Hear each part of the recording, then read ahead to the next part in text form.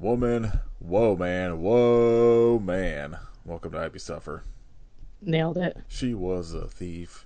You gotta believe. She stole my heart and my cat. Aww. Uh, Betty. No, wait, it's Hey Jane, get me off this crazy thing called love. Welcome to Happy Suffer.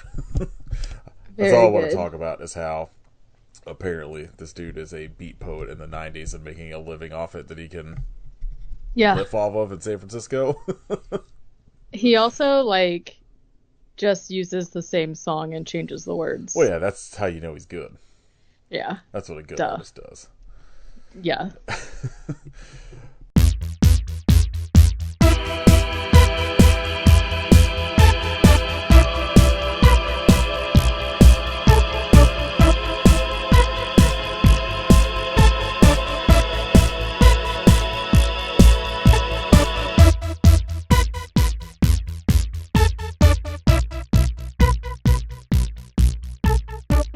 This is episode 336 of I Hope You Suffer.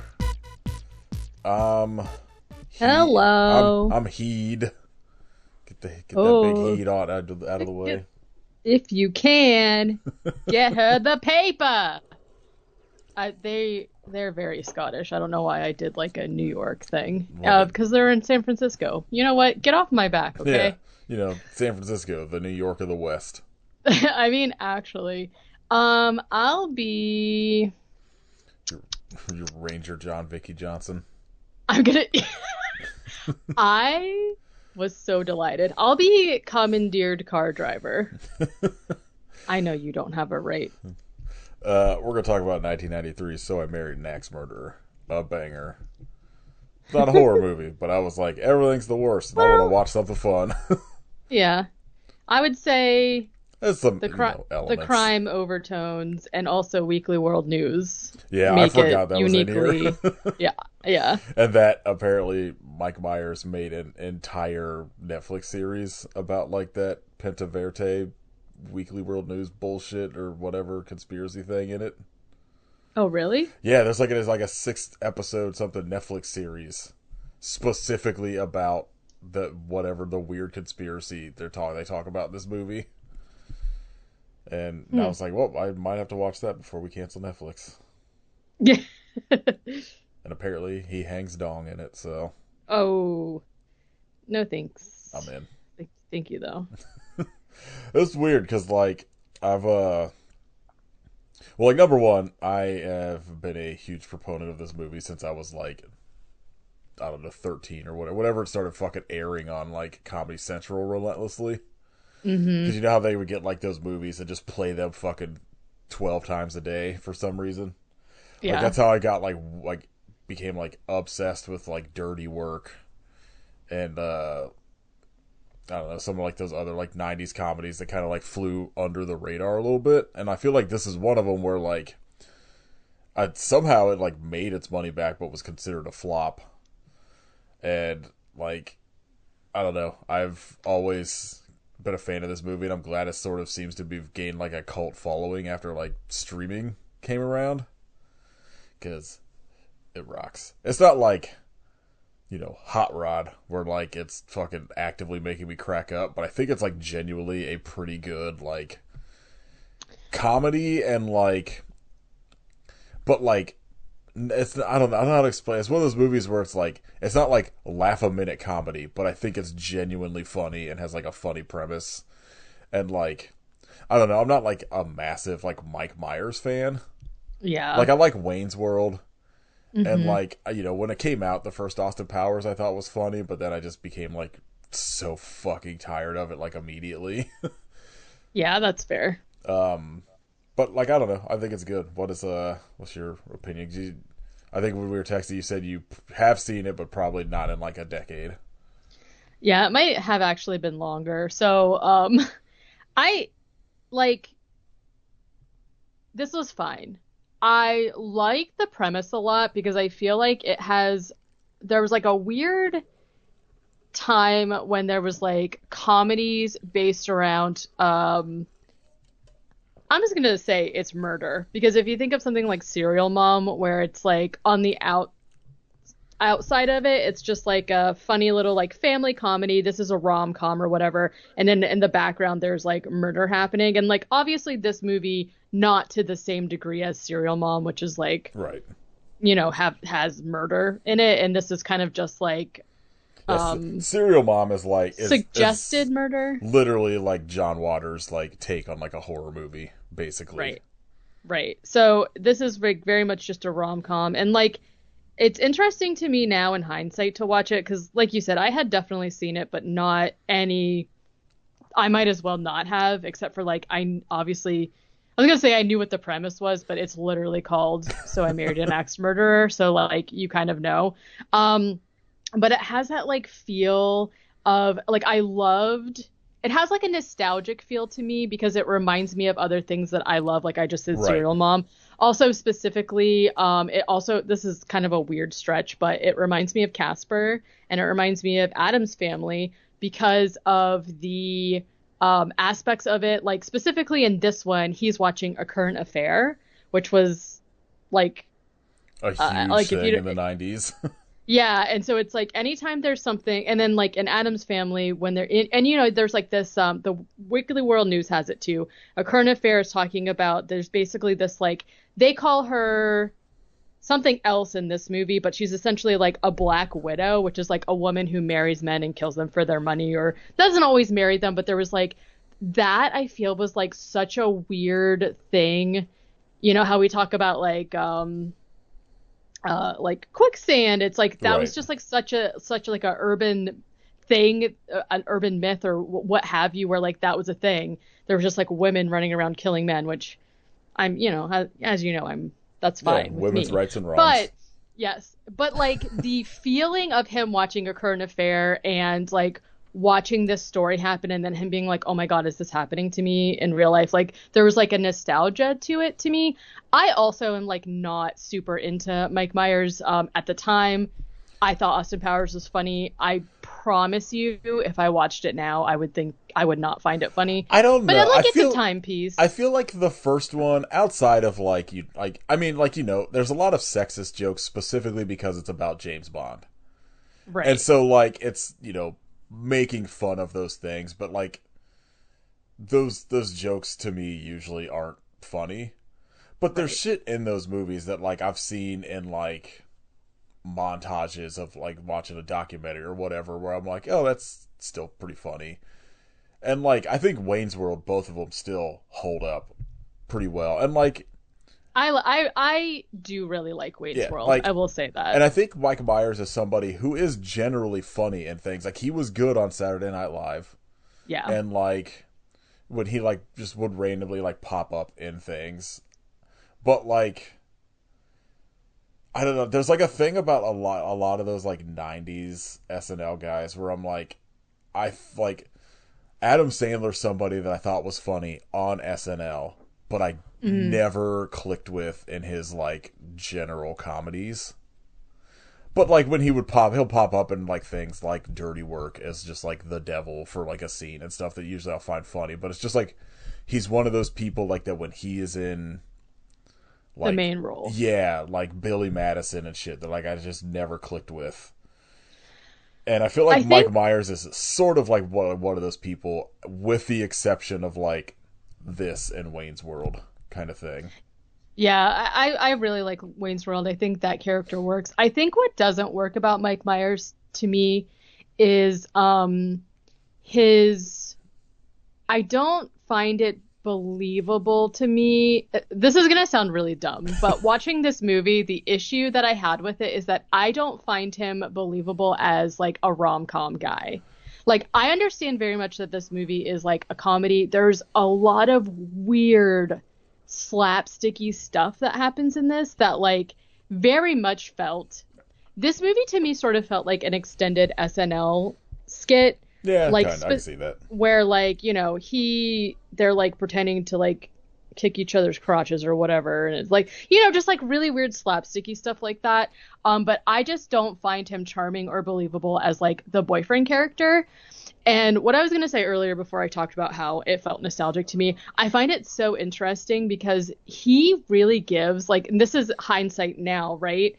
he really gives like a How I Met Your Mother, like Ted Mosby, or like a High Fidelity kind of character, Hmm. kind of like before that, because he's like essentially just like this dude who keeps coming up with any, well, and they kind of did this on Seinfeld, right? Like this is like an archetype of a character, but I guess I just like hadn't really seen it in a movie this early on, as like for me personally, where he's like essentially just like this dude that comes up with reasons to dump women because he's like afraid of commitment. And I feel like that was like a big sitcom thing sure. in the 90s and like like the early 2000s. Like I know there's like a sitcom I'm very specifically thinking of, and I can't like that there was like an episode about that specific thing, and I can't remember which one it was. Oh man, that's gonna rack. It'll probably hit me somewhere in like the middle of the episode, where Okay. like maybe it was Scrubs actually. I think it was Scrubs. So there was a thing where like I think it's like JD, like it's like they're having Sabotages yeah, his. where like, he's just like, oh well, like she slurped soup weird. I couldn't like live with that for the rest of my life, so I broke up with Mm-hmm. her. And like they're like his friends are all giving him shit about like you constantly find reasons to sabotage yourself, and then he like breaks up with whoever he's dating. And they're like, no, like you actually broke up for like a legitimate reason this time, sort of thing. And like the guys that like wrote this movie originally before Mike Myers came in and did like rewrites, and then there's like improv and shit in the movie. Like talked No about way. that, yeah. Well, like because the actress that play I can't think of her name now. I think it's like Nikki something that plays like his love interest. Nancy Travis. Nancy, yeah, I don't know why Nikki, someone with an N, talked about how like she was like terrified to make the movie because it seems like it was maybe one of her like first sort of like what seemed like it was going to be like a big make or break moment roles. Sure. At that, like when she was on nervous on set and all this stuff, and like Mike Myers taught her a lot about like making comedy and like how to like improv within the parameters of like the scene you need to make and shit like that. Like where like I think they would just let the two of them just like do goofy shit in like the scene in the barber shop for just like b-roll footage to put in that montage. Mm-hmm. And so like she talked about how like just getting to like a lot of people seem to have like signed up because this came like right after Wayne's World became like a fucking massive thing. Mm-hmm. Like this was the next movie Mike Myers made after Wayne's World, and that a bunch of people signed on specifically because they're like, I want to work with Mike Myers. I mean, sure. I don't remember what we were talking about that led into that. Basically just kind of like his well, so like going back to like what we were talking about, like the whole thing with him kind of just like acting sort of like he is so he's just like dating these women and then using any reason to break up with them, but then kind of like using it as if like a woe is me kind of like thing where he has become like a beat poet and he like makes all of these songs up about these women. And then so like kind of the butt of the joke here is that like he ends up finally committing to somebody who he suspects is a A murderer. murderer, which not great instincts there. I will say, I did not remember exactly what happens in this movie. I did see the ending coming pretty early on, Right, though. yeah. But like overall, this was totally fine. I like Nancy Travis. She is one of the main characters in Stephen King's Rose Red, which, as you know, I Mm-hmm. love. And I feel like she was uh, in so many things in the 90s and then just disappeared. But I yeah, and think then like a I lot. also sorry, I believe she also married the like producer of this movie, so like she's probably just Oh, fucking rich and doesn't have to work. yeah, she's like, all right, peace out. I love that for her. I think she's great as this sort of like, I don't know, just like non-suspecting. Like, I will say that my one big flaw in the movie, aside from the fact that I do not think Mike Myers could be a boyfriend, or like a I don't know, love interest kind of guy, Yeah. is that like Oh yeah, go ahead. um I find it like I like the way that the movie plays out. The stuff with the friend Tony being a cop and like having this like weird dream of being like a Miami Vice type cop guy, like with his boss, is like extremely weird and pretty funny. I did laugh out loud a few times, and I like the idea that they're like trying to figure out this like mystery behind the scenes. I think it's weird to me, like spoilers. We find out that she, yes, actually was married 3 times before, and she just like didn't mention it to anybody. That part seems weird to me. Yeah, I feel like there's things in this that like just they wrote with like because like one of the things that I think is interesting watching movies from this time period is like we're in the midst of like home video being a big Hmm. thing, but I don't think people are yet taking into account the idea of like how rewatchable movies are Yeah, going to become sure. because like there are like there's things like when you watch like there's like the joke about like the stormtrooper that like hits its head like running in Star Wars or Hmm. whatever where like no one everyone at that point would probably even if they did catch it when like in editing or just like who the fuck is gonna notice this because they're gonna see it in the theater once or twice and then like maybe never again sort of thing. Hmm. Yeah. And so like this is this like there like this movie comes out in that weird period where like VHS is very much a thing. Like there's home video that you can go like rent movies, but like it's not DVD yet where like people are necessarily considering the idea of like freeze frame and like going through things and like catching all of these goofs or whatever. And so like I feel like a lot of movies at this time are just like, well, like this is a plot hole, but who gives a fuck? No one's gonna care. Like they're gonna Yeah. watch this movie like once and then, maybe some people will rent it or whatever. And like I feel like a lot of comedies at this time have shit like that where you're just like, well, this kind of doesn't make sense, but whatever. It just keeps the movie flowing. Yeah. I Yeah, and I mean like they pretty much it do keep you guessing as to whether he's being paranoid or no until like the very end. So I'm guess I'll give it some leeway because of that. But like, yeah.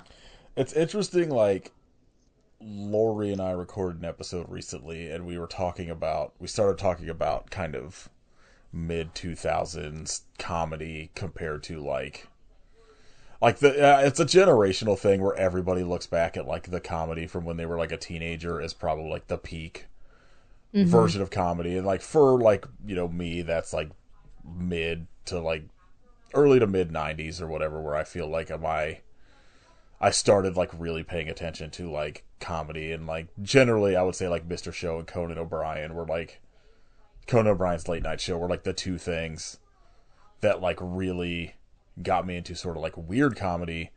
But like we were talking about how like just dog shit comedy was in that like 2005 to like 2015 ish period. We're like because Sure, it's just yeah. like The Hangover, and like even now I feel Yeah. like a lot like there's still some weird comedy shit that comes out, and like I think more generally like the stuff like the Lonely Island dudes are making, where it's just like weird for weird's sake. Or I But think like you should leave. yeah, but like I feel like we're still in this period where, and I guess I don't know if it's like an age thing for me, but I just am like I don't think this is funny. Yeah. And but like when you look at like the movies in the 90s, well like I think one of the things too is like so much like so many comedies are like at least like big mainstream comedy things are like just like that whole period where it was just like the Judd Apatow shit happening all the time. Hmm. Where like I'm like I don't connect with any of this and I hate this. But then in the 90s you're looking like major comedies were really fucking weird and had like weird premises or would be like shit that people were just like this isn't funny and then like 5 years later they're like oh no like this was actually the funniest movie we just did not we weren't ready for it sort of thing. Like Sure. you like this will sound like an old man rant and I don't mean it this way. I just generally think like studios don't take the risks to like greenlight things like this. Like the Cable Guy is fucking weird when you It's watch so it good now. though. Yeah, or Yeah. like a Galaxy Quest, even like Wayne's Uh-huh. World, like things like Clerks and Mallrats. Like, I don't think this is a good movie, but like Basketball and shit, like or Dumb and Dumber, where it's just like the most insanely like stupid comedy. Like there was just weird shit, or like stuff like even leaning into like Multiplicity, like the dirty work ass, like some of the stuff where like people were like, hey, this guy was like pretty funny on SNL, let's just throw him in this like really strange comedy. Hmm. Like it just doesn't feel like that kind of thing happens anymore. Like we were in that, like there was like the back end of sort of the like airplane style spoof comedy shit, like Repossessed and fucking Dracula Dead and Loving It, things like Haunted Honeymoon, Don't Tell Mom the Babysitter's Dead, a banger. Like I So don't know, good. there was just like a weird thing that when you just look at like a list of like some of the shit that like got greenlit somehow that then became either an actual massive hit or became like a huge cult comedy. Like was the Romy and Michelle's high school reunion, like flopped, and it is now considered like one of the essential sort of like not necessarily queer, but like taken up by like the queer community, like comedy movies. Hmm. And then absolute masterpieces that everyone loved from the beginning, like A Night at the Roxbury. Yeah. Amazing. It's Yep. won 13 Oscars the year it came out, I'm pretty sure. Wow. Just amazing work. Yeah. I don't know. No Like, it's notes. just interesting because, like, I very much feel like, at least in my taste, there was a black hole of comedy in, like, the 2000s. And then, like, you know, the Lonely Island dudes came around and saved it with Hot Rod. Yes, they did save comedy, so Yeah. to speak. And, like, I Yeah, just, yeah. I wish there was, like, we still had that sort of, like, ecosystem where like just kind of like weird shit in comedy would get made. And I feel like I don't know, I guess maybe like Sacha Baron Cohen kind of had that for a minute with like Borat and kind of his weird bullshit he does, but like I guess I that's think less of like that was like still sort of like less of like my taste in comedy, but like I guess I at least appreciate the aspect of him just doing like weird shit and Yeah, I think there's like a really fine line too between like doing weird shit and doing weird shit that's annoying. right. And I feel like for me, something like Borat, very annoying. Yeah, I Um, never saw any of those movies, but like I've seen. I think the thing about him that I at least appreciated is that like there was an aspect of it that had sort of like kind of like the jackass stunts on people in public thing that hmm. like he was able Yeah. to pull off in the aspect of like doing essentially completely improvised shit with like real people sometimes that he was able to like do completely in character and in the scene or whatever. Like I've seen some of the clips of that show. He did like a show like maybe when Trump was running the first time or whatever, or afterwards, where he was just like essentially like making these like conservative politicians and shit look like huge fucking idiots. And Yeah. so I appreciate that. Yeah, definitely. And again on the thing about '90s comedies, we're not getting movies where Arnold Schwarzenegger is a pregnant man, Yeah, like no, Junior. we're not. What happened there? Yeah, that Yeah, should have been an entire fucking genre of comedy. Is just Arnold Schwarzenegger pregnant. I agree with that. Yeah, I do think movies got less weird. Do you have like a favorite sort of like '90s era comedy? Uh, 10 Things I Hate About You, I assume. I wouldn't really call that a comedy, but That's just on one of these um lists I was looking at. Oh, I might need to look at a list. I feel like there's a lot. I don't know if I could pick like just one off the top of my head Just, though. I'm assuming you're gonna say like Robin Hood Men in Tights or Cool Runnings. I did like Cool Runnings a lot. I feel like I did too. I know what yours is gonna be because this is on this What? list. A Goofy movie. Oh, absolutely. I mean, I watch that movie every year on my Yeah. birthday, but I wouldn't like I was thinking just like a live action. Yeah. I mean, mine's probably Airheads. It's at least the one I've like seen the most. Hmm. What? Well, definitely a movie that you seem to not like, which is Men in Black. I don't know if I dislike Men in Black. I also haven't seen it since it came out. Like I saw it like when it came out, and then because like it was weird because like I really liked Fresh Prince of Bel Air, and almost everything Will Smith did after that I did not care about. I that's like one of my that's like one of the movies I've watched so much that I like know the words to it. Mm. We were like out with one of Chris's sisters like at a bar or something and it was like being played on TV and like obviously there was no sound and I was like, do you want me to I know what they're saying. And then like thinking of some of them like I really liked Black Sheep and Tommy Boy at the I time. rewatched one of those like in the last year, and it holds up. I think it was Black Sheep, where I was like, I went into it and I was like, man, this is probably gonna be like so full of like shit that does not hold up anymore, and Hmm. like content wise, and it was surprisingly like I was surprised how very little amount of slurs were in that movie. Yeah, and I think like something and I even liked Beverly Hills Ninja. I think like the thing with him though that makes see like Mike Myers like I don't find his physical humor to be funny the way that I do with who were we just talking about? Chris Farley. Yes, Chris Farley. Something about Chris Farley's like just like works for me as far as like the physical comedy goes. And like for Mike Myers, he's always like he's kind of like this is like not a good analogy, but it's kind of like how I feel about Jimmy Fallon, where like he's like a look at the camera and to see if I people are laughing kind of I guy. think like even like bringing even like Jimmy Fallon into it, I think they're both people that work better as the non-main person in an ensemble Hmm. than like because like I think the thing about Wayne's World that makes it work is very specifically Mike Myers with Dana Carvey, and Yeah. like well, it was interesting like because like this was not why I picked this. I literally was just looking at Tubi and I was like I want to watch like find something that's not gonna like make me angry this week.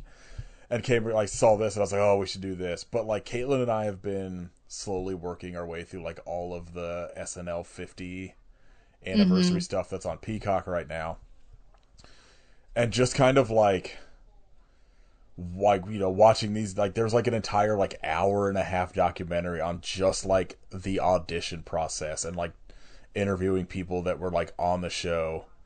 They had like people like watching their auditions back Oh my and gosh. shit, and like like people like Amy Poehler and fucking like any like almost anyone that like was like from any decade that's been on it that was still alive, and that's just like it was really interesting. But then there was like an entire like hour documentary thing of specifically about the making of that cowbell sketch.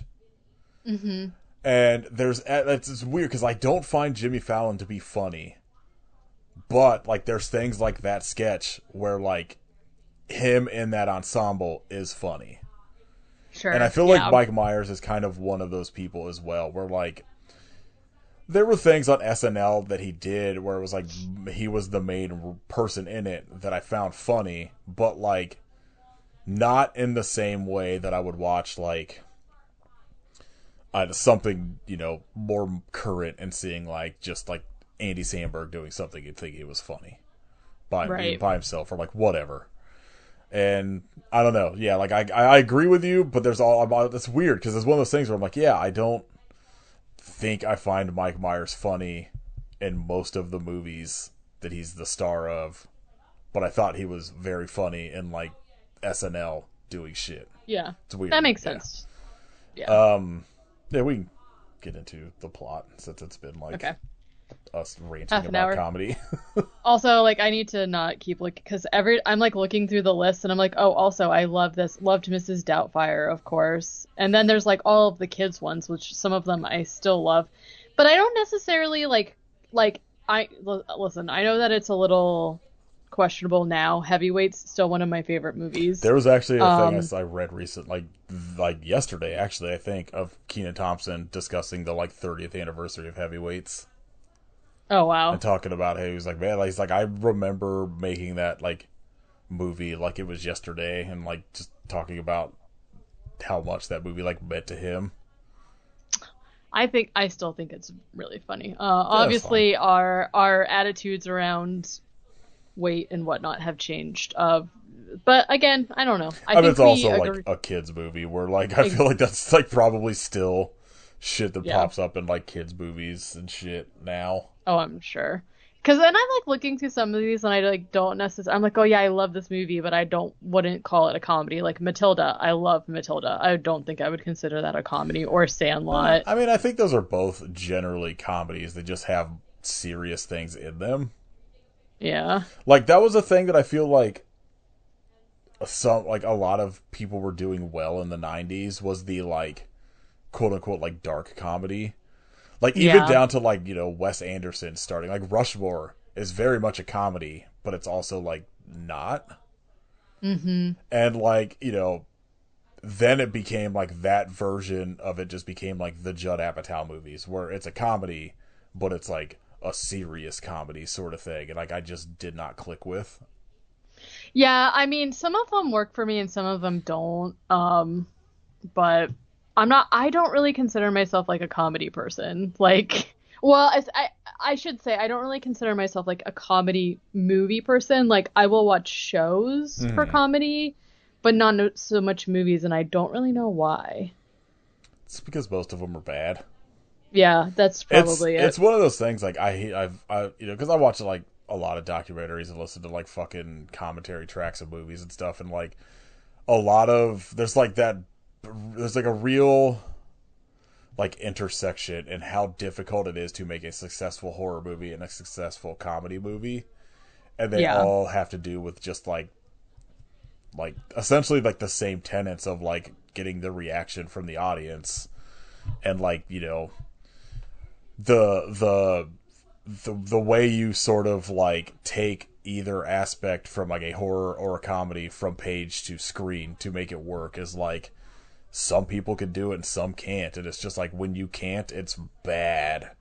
Like a bad comedy and a bad horror movie are just like unbearable because like that's the thing Lori and I recorded on was just a general like bad comedy, and I was like it was 77 minutes and it felt like an eternity because there was just like, 10 jokes per minute and none of them landed, and you're just like this is exhausting.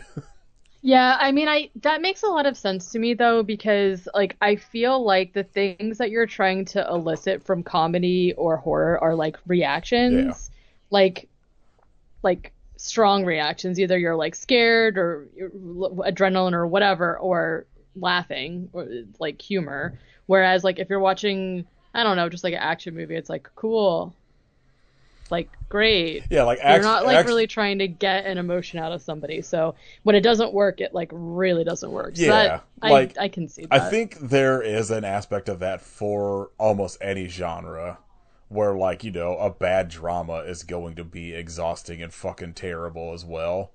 But I think like the like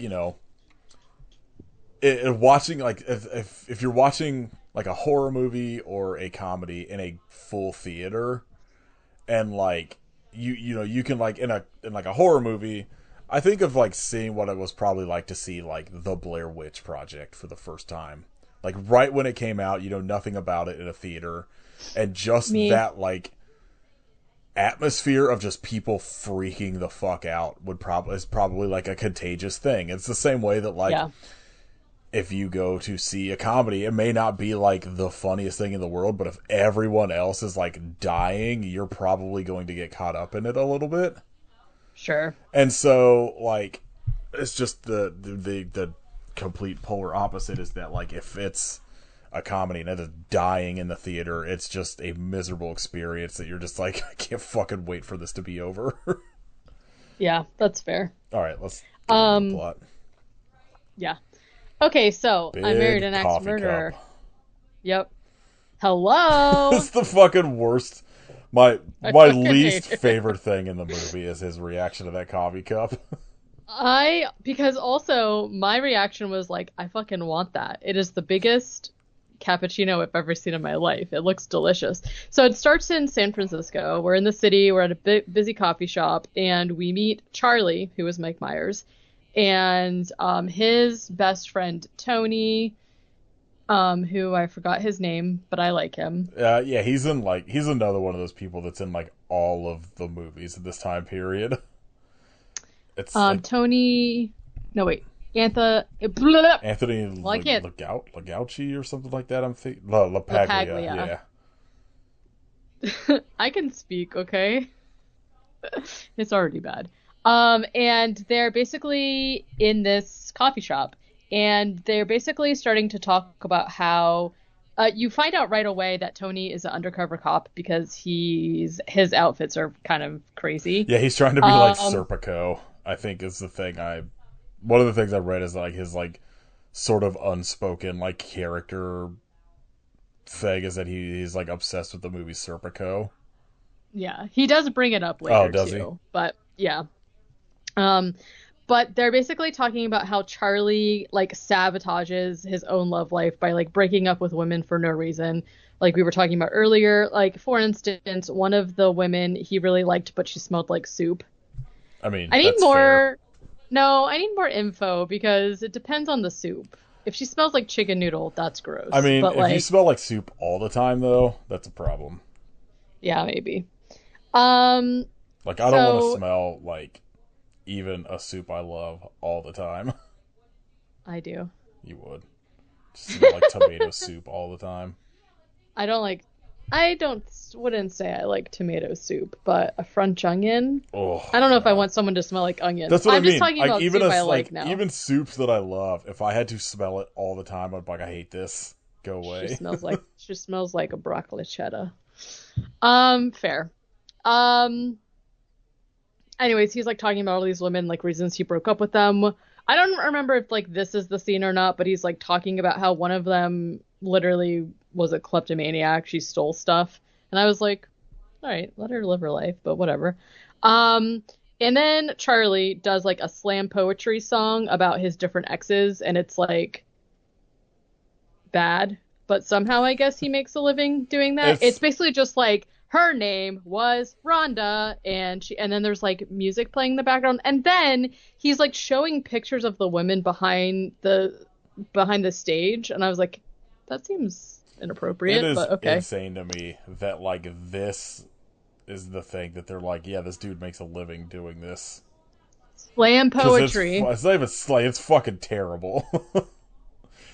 And Yeah, it's like bad. it's not even like like this doesn't seem like a paying audience. It seems like it's an open mic. So I don't know how he's Right. They don't living. really address that at all. They should. Like, That's the fucking 6-part Netflix series I need Mike yeah. Myers to make is just going into exhaustive detail of how he survives and makes a living doing this. Well, because they do make a joke about how he suspected that one of his exes was in the mob because she wouldn't tell him what she did for work. And then the friend is like, she was unemployed. She didn't want to tell you because she was embarrassed. And he's like, likely story. And I'm like, what do you do, sir? Oh, apparently This? he's making 6 figures just doing fucking bad To live jazz in this poetry. like fucking bitch ass apartment in San Francisco? I don't think so. I guess one of the things I do, I feel like all of these like romantic comedies and shit at this time, where it's just like this man has the most boring job on earth. He makes 7 figures a year. Yeah, he's fine. Like He's somehow financially he's stable. fucking completely like fine just being a fucking like Open mic yeah, like guy. doing open mics. I feel Yeah. like there's other movies where they're just like his job is like greeting card Oh inscription yeah. writer, and you're just like what? Yeah. And he's got like a Uh-huh. fucking like Manhattan skyrise apartment somehow. It's always either like New York, Manhattan, that kind of area, or it's like San Francisco. And Right. I'm like, listen, I know for a fact you can't live there being a columnist about vinyl for a magazine or some dumb shit. It's crazy. Um, the next day, he visits a butcher shop where he meets Harriet, who is Nancy Travis, and he is buying some haggis for $20 because his family is quote unquote very Scottish. That night, he goes to his parents' house. I had such like a visceral reaction to this scene because like he goes into his like parents' house. His mother is Brenda Fricker, who was like the bag lady from New York, from Home Alone 2, Lost in New Mm-hmm. York, the pigeon lady or whatever. And I was like, oh my God, you don't see Charlie's dad right away, but he immediately starts yelling, and I was Oh, it's like, fat bastard. it's fat bastard. I was like, that's literally, I was like, is that him? I have just like such a visceral memory of him doing this voice. And I was Right. like, oh, before you even see him, I was like, oh, that's going to be him playing his own dad, which is such a weird choice for this movie. So I guess when they were doing the first script reading as like a cast, they had not cast the dad yet. And so Mike Myers just like did his He was like, I'll dad. do Yeah, he it. was like, I'll read it, and he just did it as like his dad. Because I guess that's just he's always said that's like what his dad sounded like. And they were just like, oh, Ah, this is actually like perfect. yeah. And like it's interesting because like they uh like on IMDb trivia and then like on like Wikipedia or whatever they talk about like original sort of casting ideas, and that like they wanted Woody Allen originally for the Mike Myers role, and like you would not have gotten Uh, that. no. Like almost Yeah. everyone else they wanted before Mike Myers was somebody that I'm like, oh no, this would have been unwatchable. Yeah. Even less desirable as a boyfriend main I character than Mike But Myers. like one of the what I do kind of appreciate though is like they don't have like the Adam Sandler thing on here, where Adam Sandler's like just this weird schlub of a man who has the hottest woman on earth at the time as his like love interest in it. Like they feel hmm like they are both like they feel like they would be like compatible as a couple in the 90s in this. Like Sure. he's not like a hideous chud. And like like we're like it's almost like you'd be on par of like you watch like a movie where David Spade has got fucking like Sofia yeah Vergara, whatever her name is. like yeah there's somebody very specifically I was thinking of from like the 90s that like Catherine Zeta-Jones is who I was thinking of would be Mm. like somehow his spouse, and you're like never in a million years would this have happened. Uh, And like so I don't know, I do kind of appreciate that like they if they feel like they would be like a act like they could be like a real world couple yeah, and they're just kind of like yeah. normal people. Yeah. Okay, so yeah, I just wrote LOL, his dad is him. And I gotta say, like, I don't feel like they made him look as old as I feel like he should look, but No, I it think is what it that's just is. again a 90s thing because Mike Myers would have been like Yeah. 32 or some shit in this maybe. Yeah, Even if because the that, he may be parents, in his late 20s honestly. I don't know. I have a hard time knowing, Because but yeah, everyone in the 90s just looks old. yes, all the time. Yeah, there's a lot of movies that I watch where I'm just like I'm not really sure how old these people are supposed to be, but they look like they are 45. Mike Myers And they're was like, literally I'm he 28. was 30 when this movie came out. Oh my goodness. I mean, it's just is what it Yeah, is, you it's know? yeah, we've talked about it on a bunch of episodes Yeah. where it's just like I always bring up like Saved by the Bell, where they're all Yeah. technically age appropriate, but they all look like they're 40 because of the Yeah. fashion and hairstyles and Yeah. shit. Yeah, it just is what it is. So basically his mom is giving him a hard time about breaking up with this last girl, and Charlie is just like, I don't know, I'm just afraid of marriage. And I'm like, why don't you just like chill a little bit? This is when the mom pulls out her copy of Weekly World News, but she calls it the paper, which I love. Yeah, I that's love the her. news. It is. Give me the paper. Weekly World News. There's a article about the honeymoon axe murderer, which I feel like axe murderer is a term that is not used anymore, but it was like really prevalent in the 90s. Yeah, that Um, just feels like a job that went away. I mean, it pretty much was. Um, I feel that does feel like I've never thought about that. Like that is very much like a pre-internet sort of thing where it's just like an axe murderer was like a quicksand scene threat based on like yeah, media. And yeah. like once like the internet became a thing, it's just like, oh, I guess axe murderers are not a fucking actual thing, really. Well, Or and I if they feel are, like they don't necessarily make it like, because you don't say like, oh, it was like a fucking gun murderer. right. Well, and I think like originally, like when you say the word axe murder, like obviously you do think about like somebody using an axe to kill people. But I think that somehow it got kind of like construed to just mean like something more akin to like a serial killer, where it's like figuratively just a way to describe someone who's like really dangerous and like killing multiple people. But it's just like such a weird, I don't know. It's just like such a weird term that yeah, we don't use anymore. And same thing with like I mean, I guess they still do in my circles use the term Black Widow, which again is specifically a term for a woman who like marries and kills men for their money.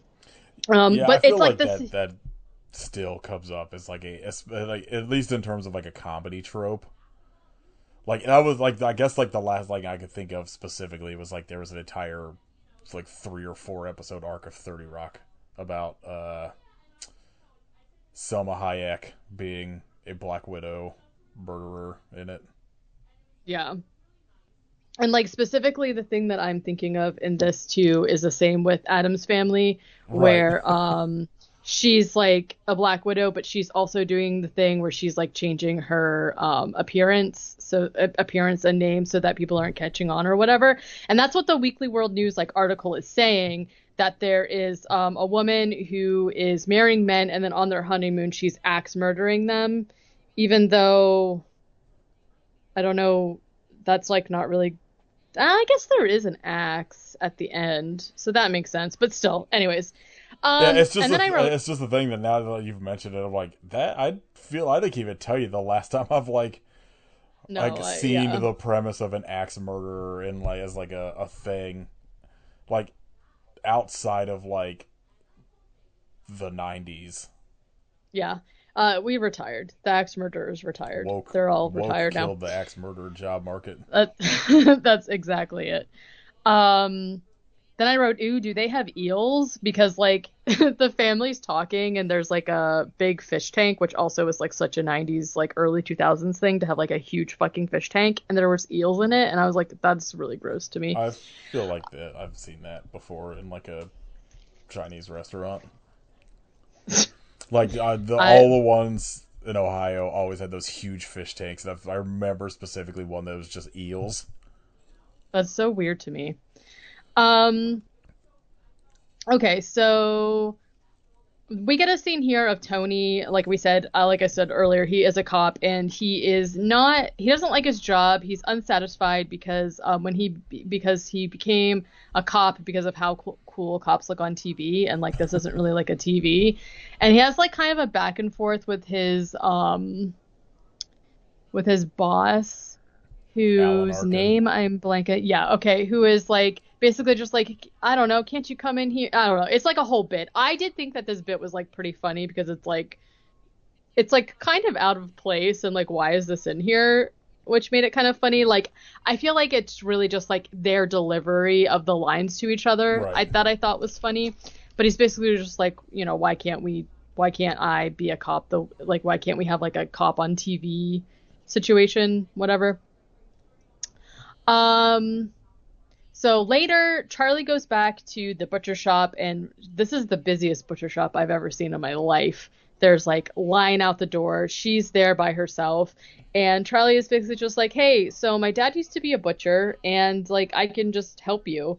And she's like, "Oh, really? Great." So there's a montage of like him helping her at the butcher shop. There's like shenanigans and innuendos aplenty, if you will. Um, there's like a scene of them like making dead chickens dance and sing and stuff. It's like, any Apparently, she legitimately cut the tip of her finger off in this scene, or oh like God. in like one part of the scene where she's like actually cutting meat, and just started yelling "cut, cut, cut!" Like, and they were just like, "Wait, why are you cutting the scene?" And they're like, "No, I cut my finger off." I feel like they should have left that in there. I agree. Or just like randomly screaming.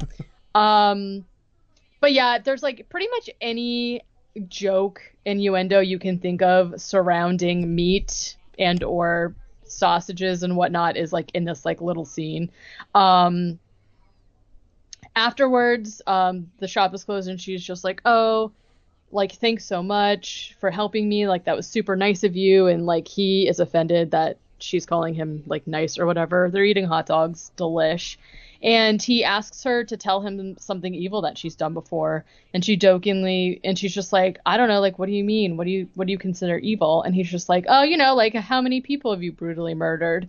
And she's like, "Haha, 7. depends on what you mean by brutally," kind of like thing. They like weirdly flirt and are just like weird, quirky people. I don't really know. I mean, I appreciate to at least just generally normal looking people having a weird love A affair weird time. thing. Like, Yeah. Yeah, and like at least it's not like your typical like he's just like a kind of stoic whatever, and then the girl is like the quirky like whatever. Like they're both very fucking weird, and they like play off each other, which is refreshing to see, I guess. I think they both are like they seem like they have at least some chemistry, which doesn't Yeah. always happen. Um, so after they like run through the park and are weird, they go back to her apartment, which is of course super cool. I don't know how she's affording this apartment on just running a fucking. Well, I don't know, butcher shop seem pretty busy, I think you could afford. My real and question she's is getting free like, labor from dudes that think she's hot. Like, she's living it right? up. Exactly. She is. My question is like, I don't know how you find an apartment that big in San Francisco. It's like 2 levels. It's like open concept. It's fucking huge. That's Like the type that of place is thing not where existing. like it's literally some like tech millionaire buys 3 apartments and like Knocks the walls guts all the down. wall. Yeah, Yeah, exactly. So they kind of have like this whole back and forth, and he ends up spending the night, and she has a dream about someone named Ralph, and he like wakes her up. She's like yelling Ralph's name, in my opinion, in a sexual nature. And I when he wakes her up, I was baffled that like that was supposed to be I a sexual nature thing because like I mean I guess she plays it off in a way that like it could be portrayed as either like a sort of sexual or a like possibly like this is upsetting way, but I don't know. Either way, it was like strange because then he's just like, "Oh, wake up! You're having a dream. Like, who's Ralph?" And said Harriet says, leave me the fuck "Shh, alone. shut the fuck up, nerd." And she says, "Oh, she's my friend." And he's like, "Your friend? She? Ralph? Okay, I guess." And he's like kind of weird about it. The next morning, he tries to sneak into the shower with her, but it is actually her sister Rose in the shower. They don't seem to find this awkward or strange at all. That sure happens all Um, the time. Inviting weird people you had work at your butcher shop for 3 hours over. and then like leave your Right. house and like leave them in the house I with feel your like sister that's a who thing lives that with happens you. in like all of these sort of rom-com movies is like they always hook up, and then the person wakes up the next day and they're just like, yeah, just feel free to like hang out in my Let house. yourself out or And I'm like, whatever. what? Yeah. No, get the fuck No, out. absolutely This not. person I've just Um, met is not staying in my house while I'm not there. no, it's very weird. So he goes and like puts on clothes or whatever. When he comes down, Rose is there, introduces herself. She's Rose, Harriet's sister. Rose is like, "How would you like me to make you this like extravagant breakfast with this like silver dollar pancakes, whatever, whatever." And then it cuts to her like pouring him cereal. And she's like, "Sorry, I didn't have any of that stuff." Which I was like, "What is happening here?" So apparently, uh, originally they pitched, or Sharon Stone pitched that she wanted to do the movie, but she wanted to play both roles of the sisters. Oh, And they were like, no. no, thank I you. think they were like, I think they were like, it's already going to be difficult enough doing like the Mike Myers double role stuff, like having Sure. like one of the, or two of the more pivotal roles being like the same person is going to be a nightmare. And also, Mike Myers could not get Sharon Stone. 90s Sharon Stone? Are you kidding me? Yeah, I don't think so. Sorry, guy. She's only Um, going for fucking uh Billy Baldwin types. I just watched Sliver recently, and for some reason that's her like love interest is one of the lesser Baldwins, and I was like, this is terrible, and I hate it. yikes. One of the lesser Baldwins. Well, they're all lesser, Um, but yes, yes. at least So, Alec had some talent before he started shooting people. well, you know how it goes. We've all been there. Yup. Yeah, so they're basically just like chatting. She's like drawing him during this, I guess, and like the whole conversation is just like very weird and awkward. And he's like trying to get info out of her about like who Ralph is and stuff, but she's just kind of like hee. Anyways, be careful. And then she's like, I'm gonna leave. And I was like, so now a second person is leaving the stranger in their house? Sure. Um, oh my gosh, this is my favorite part of the movie. Where Charlie and Tony ride a boat to Alcatraz while Spin Doctor's Two Princes Oh my plays. god, the music in this is fucking insane. It's so great. It starts with that like there she Oh, goes that in the song plays beginning, 4 times. and then it plays a bunch of times. I was like, this is And like amazing. This is the apparently someone made an actual score for this movie that they were like, no, we're just gonna play this song 4 times instead. no, we're just gonna have the best soundtrack ever. Don't even worry about it. I was like, this is the best thing I've ever It's seen. one of those movies where you hear like every song that plays, you're like, oh yeah, this was clearly the biggest song at the time that they crammed into this movie as many times as possible. I, for one, love Oh it my god, because this is such a then, fucking every song in this is terrible. no, it's so good. So then, All it's missing is like four non-blondes. What's going on? Playing it pretty somewhere. much, in that or like, do do do do do That do. song did That's a not little come bit out later, yet. but yeah, I was gonna say that's a little bit later, but that's what's like the quintessential, That's the like I, the like when you're introduced to the main character, he's just like, yeah, like happily walking down the street. The yeah, song about literally, meth yes, starts playing. yep, I love it. We do that all the time. Just like What, start singing meth? that song for situations, and it's just Oh, I great. thought you said that you meant meth. Yeah, that too. Um, Meth Katie, okay, the so movie coming soon. Sequel to Meth Gator, Meth Katie. that's right. Yeah, so they get to Alcatraz and Phil Hartman shows up. Amazing. Was not expecting it. Didn't Oh, know. any movie in the '90s, any comedy that came out like pre his death, you should just expect that Phil Hartman has a cameo in it. So I at first when like they start going to Alcatraz, I was like, why are we seeing this? Because it's just kind of like Charlie and Tony sort of like talking about how like he's like smitten with her and he's just gonna like stick with it this time and he's just gonna like overlook anything weird. Which is funny to me because like the anything weird is like maybe she is a murderer. Maybe you're gonna get chopped up with an axe. Like you couldn't deal with a girl who smelled like soup, but it's fine to like stick with somebody who might actually physically kill you. Phil Great. Hartman, like, doesn't have a lot to do, and he's fucking crushing it. So he plays this like guide, like a tour guide of Alcatraz, but also he's a guard or whatever, and Yeah, he was like an he's old just like prison guard there. yeah, so they're which okay, which he plays just like straight faced the whole time, and he says, "My name is John Johnson, but everybody here calls me Vicky." All right. And so he's like giving them a tour, and Tony's like, "Oh, I love Vicky. He's great." And they're like, "Yeah, he's the best." He's like giving the tour, and then like as Charlie and Tony are like having this conversation about Harriet, um, it's like interspersed with Phil Hartman's Vicky, just like telling them stories about being in Alcatraz. You know, like different people who have been at Alcatraz. There's a lot of ocular cavity is used a few times. Great. Um, and yeah, so he's like, I'm just gonna overlook anything that's like weird this time. I'm gonna stick with it. So then there's a montage of, um, oh yeah, so like Phil Hartman. I don't know. I just feel like we can't go on another I, tangent about how great Phil Hartman is, it's but just he was his like so good in like everything he did.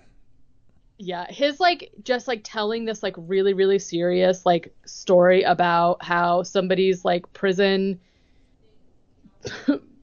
person like whatever they like pulled his eyes out and then like peed into his eye sockets essentially, and he says it like really serious, and he goes, "And this way to the cafeteria." It was just like the funniest thing He ever. was so good. It's like one of like probably the biggest losses of like somebody dying early, I think. Like I know everyone like brings up like, you know, Chris Farley or whatever. But I feel like Yeah, Phil losing Phil Hartman, like Chris Farley had like, you know, the was like a main character sort of actor, it seemed like, before when he passed away, but yeah, like Phil Hartman was in everything. It was like sometimes like the only good aspect of some of these movies that were made. Where like he would just pop yeah, in for like a 5 minute scene and it would just like it just like would like refresh the whole movie. What a king. I agree. Gone too soon. um I think okay. I know that I've talked about this movie a lot and like there's varying opinions on it, but I think that like he one of my favorite performances by him is in Jingle All the Way. Like when I think about the funny things in that movie, it's all him. Oh, like his like when he plays a character that is like Jingle All the Goody Way. Two Well, I was gonna like Shoes. this doesn't necessarily. I would say the guy, his character in Jingle All the Way isn't like stupid, but like he plays that like sort of overly enthusiastic and happy sort of Yeah, like yeah, dumb yeah, guy yeah. character. Like Yeah. it kind of like his character in Jingle All the Way. It's so good. Yeah. Okay, so okay, there's a montage of Charlie and Harriet just like hanging out and being like goofy with each other, and going on a double date with Tony and his girlfriend, who is and whatever. So then finally Charlie brings Harriet to meet his parents. It pretty much like goes how you would expect, where like they're embarrassing to him. The dad's talking about him taking a massive dump in the Let's bathroom, see, he etc., like comes out etc. to meet her with like no pants on. Yeah, of course. Like, why wouldn't you? And the mom is like showing baby pictures of him immediately. But in the bathroom, he basically Charlie just needs like a breather. So he goes to the bathroom, and in there he sees a the World Weekly News article about the axe murderer. And throughout the movie, we've been like learning these things about her that are in like she can speak Russian, she was into martial arts, just like weird things like that. Where now that he's looking at the news article, he's seeing it like line up with the men who have died. And so, like, for instance, like I said, there's like a Russian man who was like into martial arts. He was one that died. There was a plumber named Ralph. And as you'll recall, she was yelling the name Ralph when she was like sleeping or whatever. And so this is when he actually starts to get kind of like sus about like maybe she's the axe murderer. Or were they calling her Mrs. X or something like Yeah, it's that? something like that. Yeah. Yeah, I think it was Mrs. X. So on the way home, she's like, "Oh, Charlie, your parents were great. I loved meeting them. I had such a good time." And he starts to try and like grill her about some stuff, like trying to line up where the murders were, like Atlanta, Dallas, or wherever, like wherever the people died. He's like trying to line that up with where she lived or whatever. And she's kind of like, "I don't really want to talk about that part of my life," and like being dodgy about it. Um, I think that Nancy Travis does a really good job in this movie too of like acting, like look like the way that she reacts to things are weird in a way that you're just like, is she or is she Yeah, not? Kind she of does a really good job of like playing it where like you can see either aspect of it, where like right, like it totally makes sense she's that she's like could be an axe murderer, but also it makes sense when you find out that like she isn't. Like you would believe that right. is Like she's like, why are you like she's just like sus at him right. because like why are you asking me these questions? So after this, Charlie goes to talk about Tony about the article, and he says that he thinks Harriet is the axe murderer, and he starts like laying out all of his evidence. And Tony is just like, haha, you're just scared of commitment. Great. So he's like, would you please just like look into this for me? So they do a little digging, and one of the cops there says that the guys in the article have just been reported missing.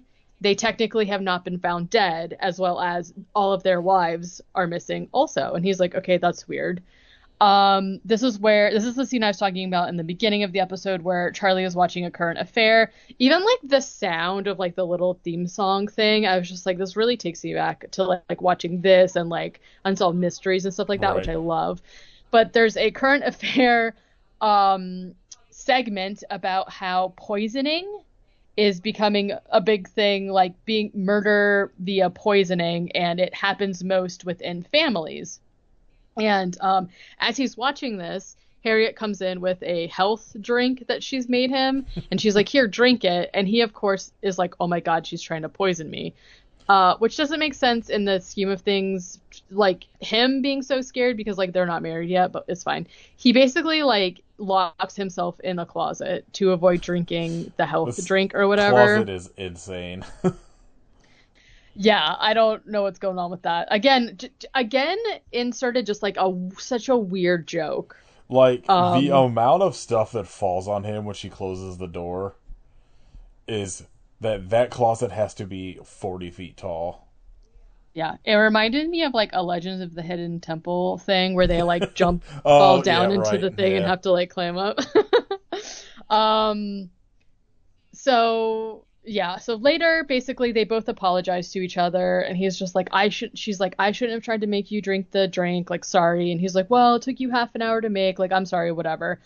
Then she makes like a really weird comment about how it's like so interesting to be in a relationship with somebody because you just like totally trust them. And he's like, "What are you talking about?" And she's like, "Well, we're just like laying here next to each other. I can do anything to you while you're asleep." And essentially insinuating that she could just like kill him at any moment. Like, man, those are inside thoughts.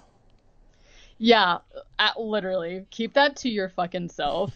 And oh, because then she also says like, "I feel like I can tell you anything. Like, have you ever had the urge when you're like standing next to somebody on a trade platform to just push them?" And I was like, again, those are called intrusive thoughts, and you don't say them to people as pillow talk. I don't know, maybe some people might like that. Um, and he essentially like freaks out, and there's like a scene where like he starts screaming, and then she screams also, which that scene was pretty funny. Now for some reason Kramer's here, Hell yeah. and um, Charlie goes to a newspaper station. I don't know what you call that, because he's trying to put an ad in the newspaper to like congratulate his parents on their wedding anniversary.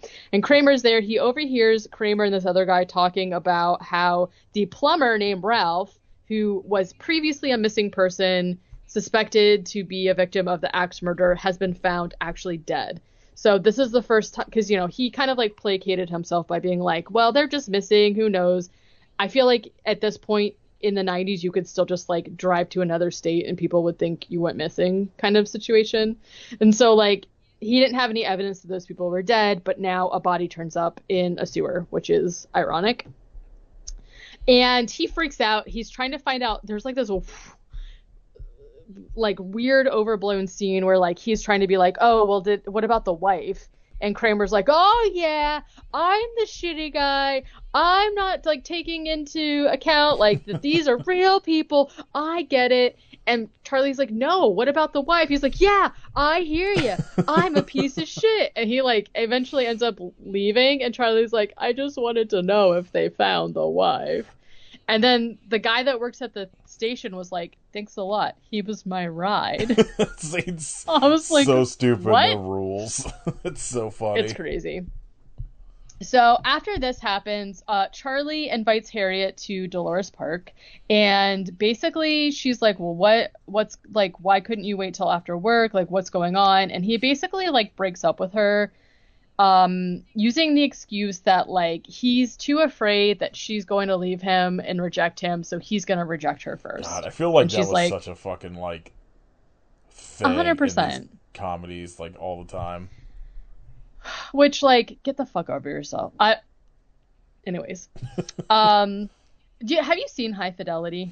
Yeah, like I haven't seen it in a long time, but it's wild to me how many dudes are like, this dude is me, and it's like, you're not supposed to have that takeaway because this dude sucks. It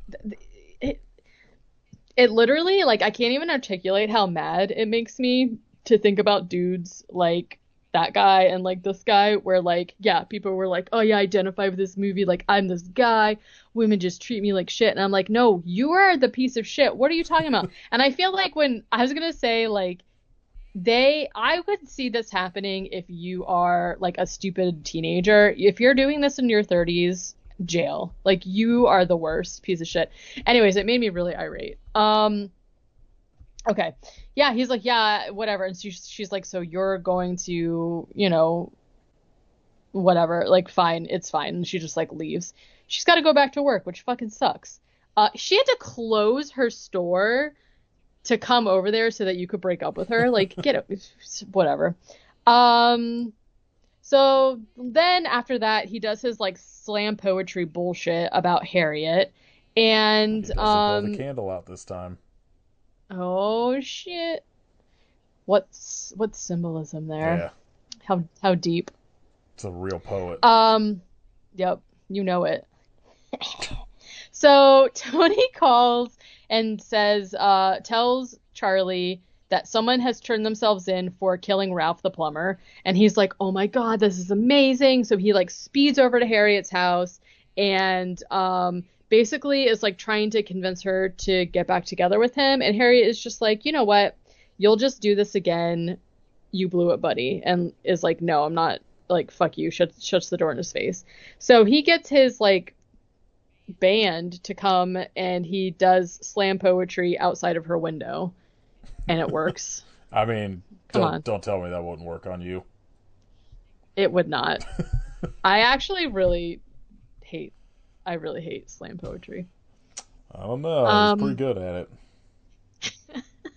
it. Okay, so there's like this really weird scene where like they're in the bathtub together, and Rose, who you'll remember is Harriet's sister, comes and knocks on the bathroom door. Like, I couldn't imagine just like taking a bath with somebody and then like my sister's downstairs. Right. It's like so fucking weird to me. She like knocks on the door and is like, hey, Harriet, you have a visitor. So they go downstairs. The visitor is actually her friend, her female friend, Ralph. And Charlie is so excited to meet her that he goes downstairs in his towel and gives her a hug. And then his towel falls off, and he hugs her naked for such a long time. Like, a really long time. And he's just like, oh, well, that would be me naked. And she like touches his bare butt and is just like, yeah, you're naked. And I'm like, I would not be having a good reaction to this. She just seems like she's fine with it. So now we're at Charlie's parents' anniversary party, and he's emotional. Everyone's like celebrating their love of being together for like 30 years or something like that. And, the parents are like, oh, thank you, to Charlie for like hosting this and whatever. And he's like emotional because of it. So he asks Harriet to marry him. And she says no at first because, like, they don't actually really tell us how long they've been dating, but like, I feel like it's not been that long. And she's like, no, why don't we at least try like living together first? Yeah. Like, that seems like the next natural step. And he basically just like gives a speech of like convinces her to marry him. So now we cut to the wedding. It's a little bit awkward.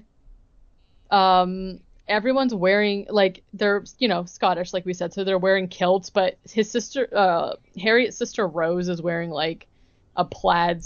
I don't know. Her outfit looks insane. And then they were like, Harriet, do you take this man to be your awfully wedded husband, whatever? And there's like a really, really long pause. And then she finally says, I do. And everyone's like, ha ha ha. And then she like kisses him really aggressively. I was like, the wedding to me was like very weird and Yeah, could you awkward. imagine being like watching that and just be like, this is fine? And then, I feel like this is also like such a typical stupid joke where she's like kissing him aggressively and he like puts his leg up. And I was like, okay, can we move on now? But then it cuts immediately to Charlie's dad karaokeing to like leopard print bagpipes. Yeah. And I was like, why is this happening? Then okay, so Tony and Charlie are basically just like, oh yeah, this is great. Tony's like, you couldn't have found a nicer woman. She's great. Also, probably she's not a murderer. And there's like this really bizarre scene of her singing their song, which is, what's the song? I forget the song. The Rod Stewart song, right? Or no? Yeah. What song plays here? Because I know it was supposed to be like one of the things I read is they were gonna have Rod Stewart actually be in this scene because he was supposed to come on and play "Do You Think I'm Sexy?" And I can't remember if that's what's in the movie or not. I don't. That's what the dad is karaoke. Yeah. Anyways, she's like singing a song. Only You. I Anyways, don't remember what she said. but she's like singing it really like staring at him weirdly, and she's also like singing it in different languages. And then she's like, come up here, Charlie, come up, stand with me or whatever. So he goes up there and she's like squishing his face like aggressively to hers, and I was just like, what's going on here? Like, once you find out what's actually going on, it makes a little bit more sense. But in the moment, I was like, this is so fucking weird. Okay, so let's see. They're going on like a honeymoon retreat to this like hotel in the mountains or whatever, and they're like on their way there, and she's kind of like asking being kind of weird, and he makes a joke about like him being the best husband she's ever had. She's like, what did you mean? Why did you say that? And I was like, no, you're being fucking weird. Tony's boss comes in and tells him that the person who confessed to having killed the plumber Ralph was actually lying because she also confessed to having killed Abraham Lincoln and like a slew of other people. Well, I so mean, she just what to fucking arrest her for that too? I mean, sure. You're being formally And charged so with the murder of Abraham Lincoln. Dang, I thought I would get away Finally. with it. Justice.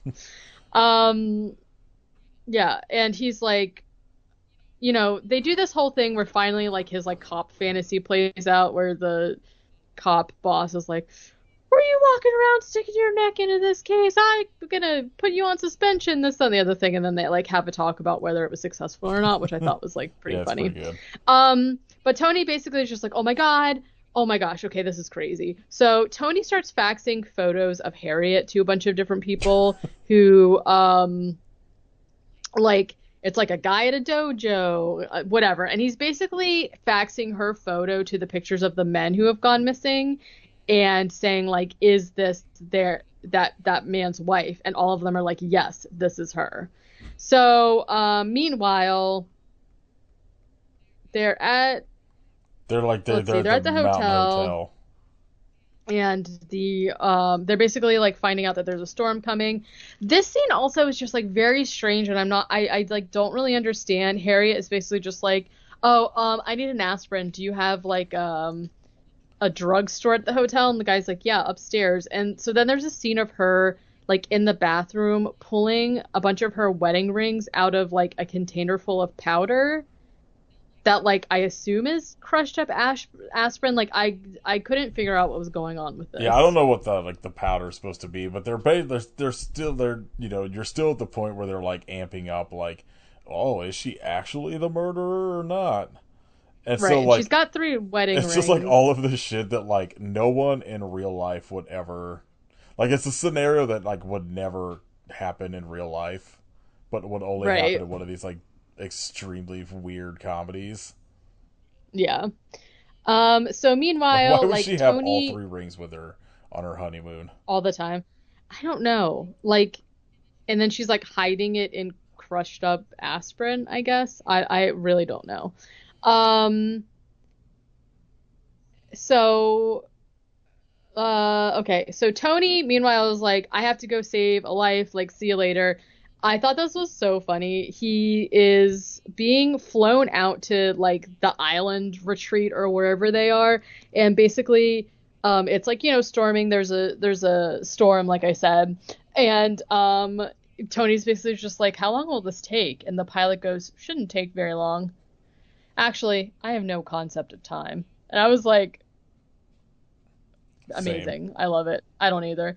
And then he's like, "Oh, okay, but you've done this before, right?" And he's just like, "Yeah, sure." And he's like, "So, like, we're fine. Like, we're not gonna crash." He's like, "I don't know. Anything could happen."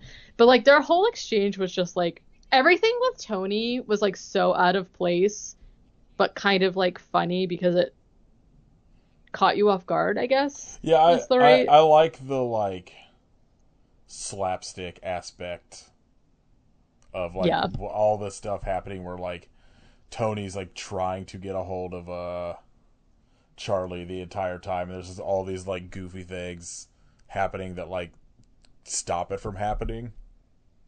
And then like when he does, I think like I don't know why, but the idea and like I feel like this would like show up at like I don't know something like The Simpsons or whatever all the time, where someone would just like walk in a phone on like a silver platter to you at a fancy restaurant because someone was calling. Yeah. So like that, like when that happens, I'm always on board with that. Like I need to know if that was a thing that would happen in real life. I assume Like I just so. picture being at like Denny's and somebody walks in with like a fucking fucking I don't know. landline I don't know phone. about Denny's, but yeah. Um, okay, so let's see. Yeah, shouldn't take too long. Actually, I have no concept of time. Great. Charlie and Harriet come down for dinner, and they're like, this whole thing is like super awkward, right? Because Tony calls, they bring out the phone, and on the phone, Tony tells him that Harriet is actually the killer. Which again, no proof, but he's just like he's the killer. Then the phone line goes out after he hears this news, and Charlie's just like completely freaking out, like not playing it cool at all. Is like trying to get up away from the table, and he's like, "Oh, what should I do? Whatever." But this like bizarre thing happens where they come down to dinner, but it's like one of those hotels where there's like a restaurant and there's like a bunch of other people eating dinner also. And the staff is like, "Oh yeah, they're here on their honeymoon. We're gonna celebrate them. It's great. We're gonna play their song, get up and so like they make them like get up and dance, slow dance or whatever." And he's being like so fucking weird, right? And then it's all ridiculous. It's like the whole situation is ridiculous, right?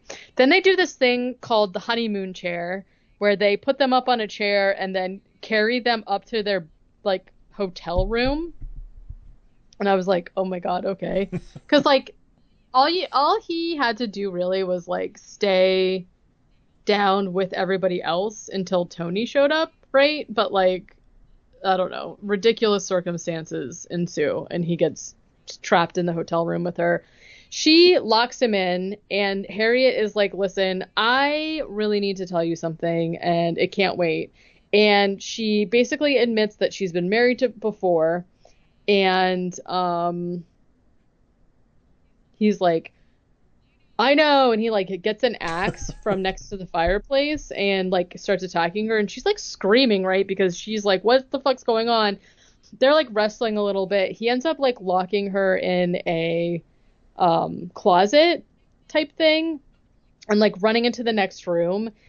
He picks up the phone because he's going to try and call for help, where he sees a note that supposedly he himself had written saying that he is just like, it's to Harriet. And he's like, I'm so sorry. I'm just really afraid of commitment and I can't do this anymore. I'm leaving.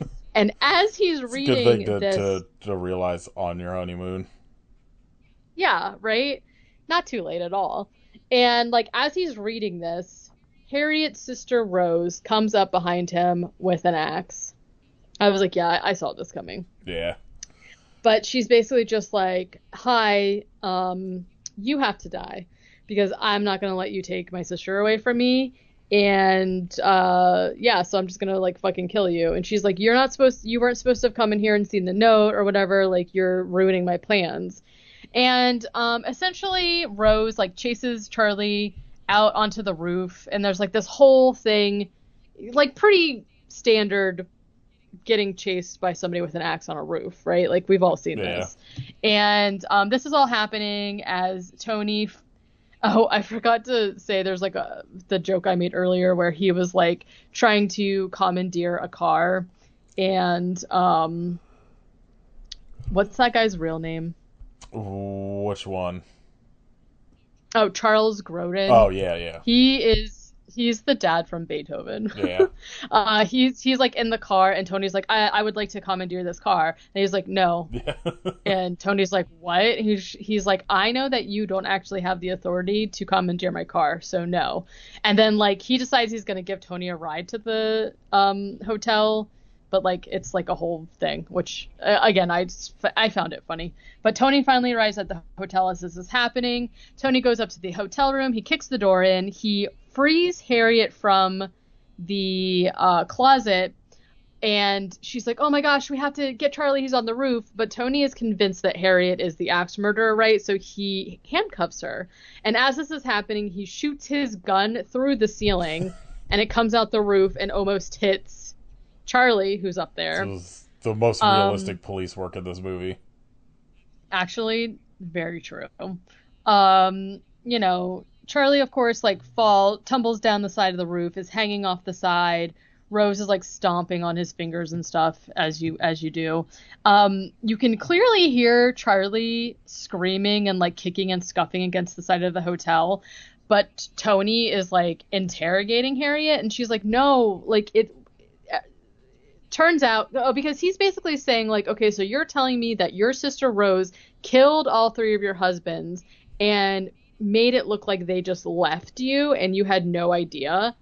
And she's like, yeah, that's what's happening. Like, you can literally hear them fighting on the roof right now. And he's just like, I don't think so. Yeah. Um, Couldn't be that he's currently sounds like he's being murdered, and you have No. the person you think did it in handcuffs, and for like, she's like, she's like, you can literally hear them. And he, like, you can actually hear them, like, scuffling in the background of the scene. And he's just like, nice try. I do appreciate that they didn't do what, like, it seems like the thing most comedies would have done, where it would have been like some other woman that was in love with Charlie, that like it makes it like a weird love triangle thing, and it's just Right, like the like, sister yeah. being like, oh, you're not taking my sister from me or whatever. Trying to protect her. There's a bunch of roof shenanigans, you know, your standard issue. Charlie and Rose end up like wrestling, and the scene was like actually pretty funny to me because like not the culmination of it, because like she's got the axe and she's like trying to hit him with it and he's trying to like push her off, and they're both making just like the most insane faces, and it like lingers on them. That part I thought was funny. But then, like, this is the scene I was talking about where they, like, kick each other's crotches, and I was like, okay, this is a little slapsticky for me. But the faces and, like, the struggling, to me, was funny. Eventually, Tony is, like, arresting Harriet and taking her out of the hotel. And at the same time, Charlie and Rose are, like, at the face of the hotel or whatever, and she falls, and they see them, and they're like, oh my god, and he's like yelling for help or whatever. So Tony runs up there, you know, and again, like you do assume that Rose is gonna like fall to her death and that's gonna be it, right? So that's like the typical. But what ends up happening is that like Charlie just holds on to her and Tony is able to come through a lower window and like save her essentially.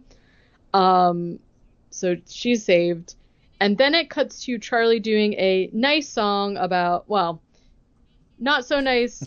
He's doing another beat poetry, but it's about Rose and about how great Harriet is, and so like everything worked out, and it's the end. Could have got like 3 more poems in there.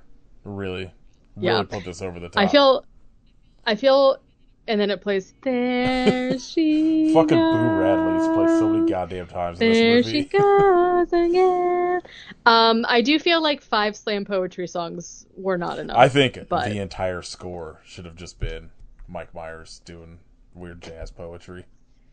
I just can't even imagine how you could like sit through this guy doing his open mic night every time. I'd be like, I'm not going anymore. Especially because it's the exact same song every time. Yeah, it's the same beat, the same like rhythm. He's just like literally using different Also, words. like, I don't think beat poetry was a thing in the '90s anymore. That feels very specifically like a thing that died with Jack Yeah, I don't. Kerouac and stuff. Yeah. Oh, and you know what? Which is like they were on like Jack Kerouac Street or something in the very Yeah, I beginning. guess they like tried to. They were going to try to do shoot in like at City Lights bookstore and stuff, and the person that owns it was like, "No, thank you. This movie seems very sexist." Yeah, fair. I was like, "All right, well, you're. I I mean, mean, at least like you're not wrong, but also like in the grand scheme of things, this movie is wildly inoffensive compared to almost anything else happening at that time." yeah, yeah. I was gonna say that like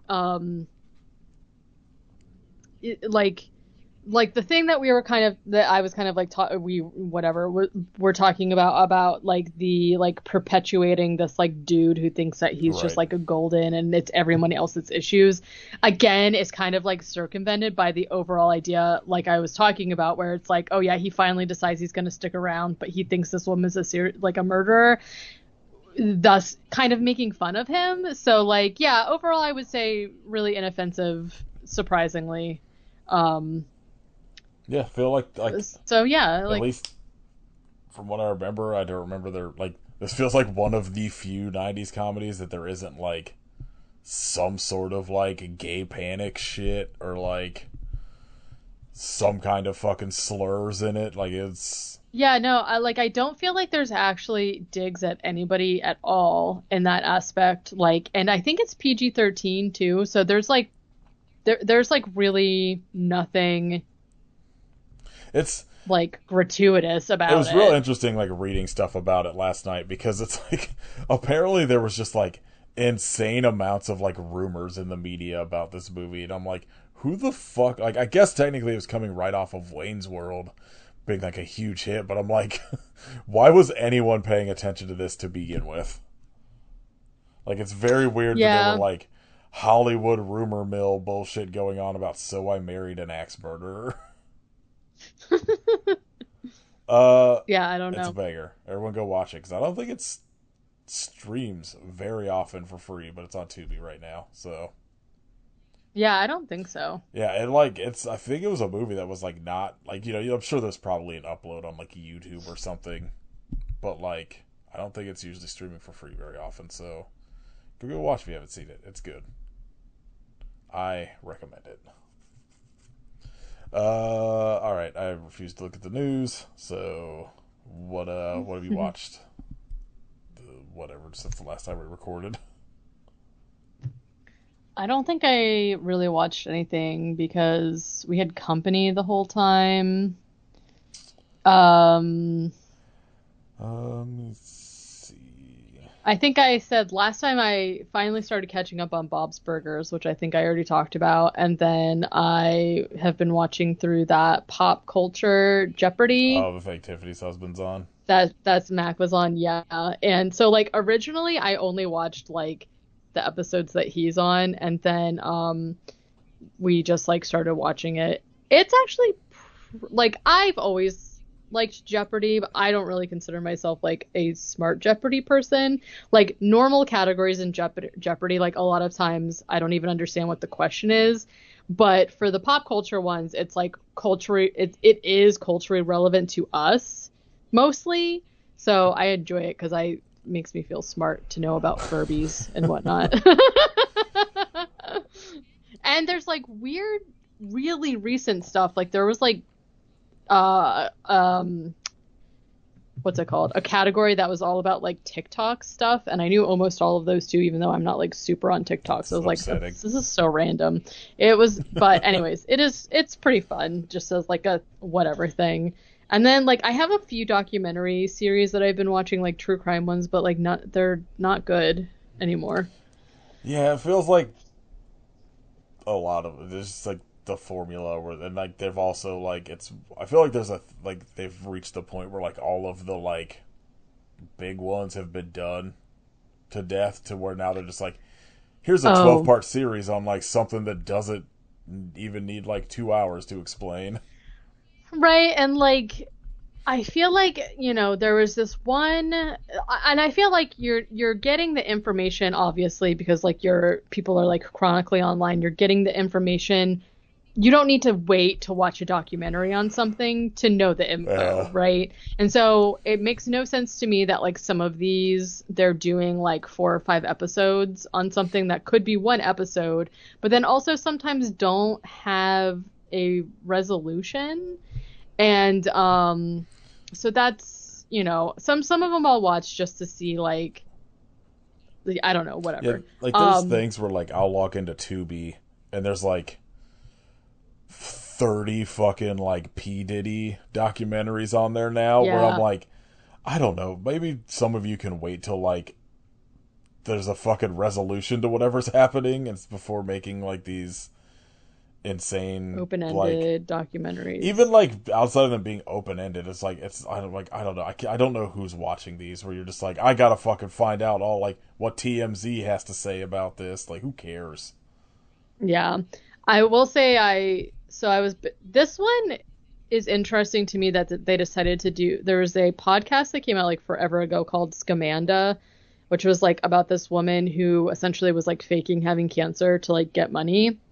And they just started doing like a TV version of it, and I was like, okay, just listen to the podcast, whatever. But I was like watching that, and it's like week to week, and I fell asleep, and I woke up, and the show called The Interrogation Tapes was on, and it is very upsetting.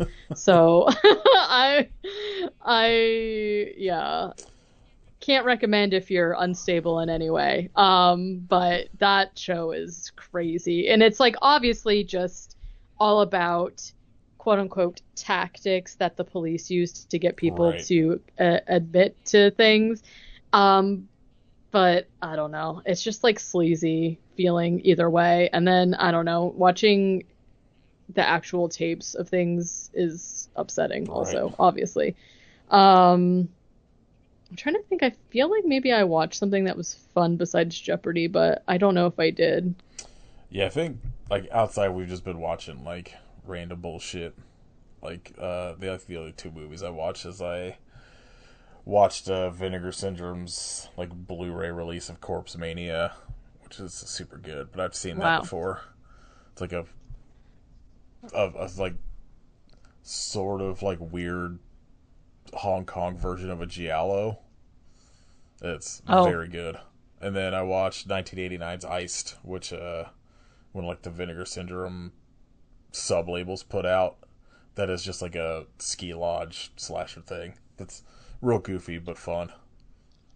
oh, Uh, I love a ski lodge yes, slasher. the slashers like decked out in like ski gear the whole time and shit. And there's like I love it. so many like deaths by hot tub sort of thing. Perfect. um, all right, we will shout out. My shout out is also, I think Kit would have also be Whatever shouting it that out game you too. guys got. Um, yeah, the Elden Ring Night Rain. We were Kit was also, but Chris and I got to be part of the beta, and it's just like a spin-off of that other game, Elden Ring. I will tell you though, so they have like this game specifically really is about like online co co-op or whatever. And so they were doing a network test essentially to like make sure that you could like connect with other people, play the game, and everything was fine. And the first session was not great. We played for like 5 minutes and then they had to like shut the servers down because I mean that's the point of the test, right? And it's free. Who cares? They only do like certain blocks of times, and so the East Coast time was like 6 a.m. to like 9 a.m. or something, and then like 10 to midnight or something. So like on top of that, we had guests, we had the baby shower, we were sleeping on an air mattress with 5 cats. So I got like no sleep. It was really crazy. But it was fun to be a part of it. We got to beta test like Elden Ring when it came out the first time, so it's fun. I don't know what that means, so Okay, great. I only alpha test in this household. Oh yeah. A shout out, New Cal Cowboys coming in May. I can't wait. It's gonna burn right. I'm hoping it's got a bunch of weird anime sounding keyboards on it, like that one last EP. Me too. I love anime Yeah, keyboards. just some anime keyboards on some breakdowns. I'm in. Give me it. Yeah, definitely. All right, next week, most likely Rumpelstiltskin. I think Kit's back next week, so Katie can finally face her fears. All right, if you'd like to support us, you can join our Patreon at patreon.com/IPSufferPodcast. You can leave us a rating and review on iTunes and Spotify, all that shit. Although, I don't really think that fucking matters anymore, but you can do it if you want. You're not going to, but who cares? It's all... Nothing nothing matters. at this point. Who cares? Just listen if you're going to listen. You can follow us on Instagram at IOPSufferPodcast. You can follow Kit at Hidden Kitstery and Kitchification of Blood. You can follow Katie at WerewolfFace. Join Katie's Patreon, patreon.com/WerewolfFace. You can listen to my other podcast, 8K Movie Club. Whoa,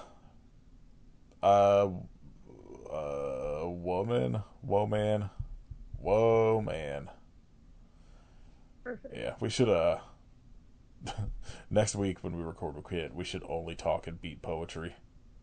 All right. We should just do, me and you, we'll just figure out how to do the entire intro like that, see if Kit fucking is like, wow, what's happening? I gotta go. He just like hangs up. Bad connection. Yeah. All right. I hope you marry an axe murderer, but why? Aw, We gotta bring those axe murder jobs back. I'll that's run right. for president. 2028? Yeah. Whatever Yeah, fucking we'll year. bring him back, axe Bringing murderers. back the American jobs of axe murderer. Saving it from this woke bullshit that got rid of them. That's right. Ugh, what a bad world.